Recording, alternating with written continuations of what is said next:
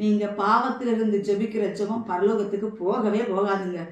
நீங்க எத்தனை நாள் உபவாசம் போடுங்க, எத்தனை நாள் முழங்கால் நின்று ஜெபிங்க, எத்தனை நாள் ஜெபிங்க, இந்த பரலோகத்துக்கு ஜெபம் போகாதுங்க.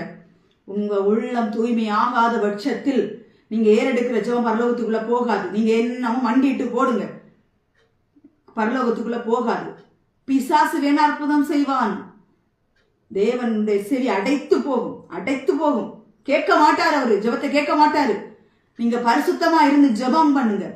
பழைய ஏற்பாட்டு பரிசுத்தவான்களா இருக்கட்டும், புதிய ஏற்பாட்டில் உள்ள பரிசுத்தவான்களா இருக்கட்டும், தன்னுடைய பாவத்தை தேவனிடத்தில் அறிக்கையிட்டார்கள்.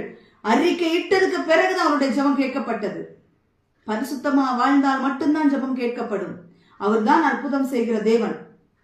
அந்த கர்த்தருடைய பிள்ளைகளுக்கு நான் ஒண்ணு சொல்லட்டா, பிசாசு ஆசீர்வாதத்தை கொடுப்பான் தெரியுமா? பிசாசு ஆசீர்வாதத்தை கொடுப்பான். அவன் கொடுக்கிற ஆசீர்வாதம்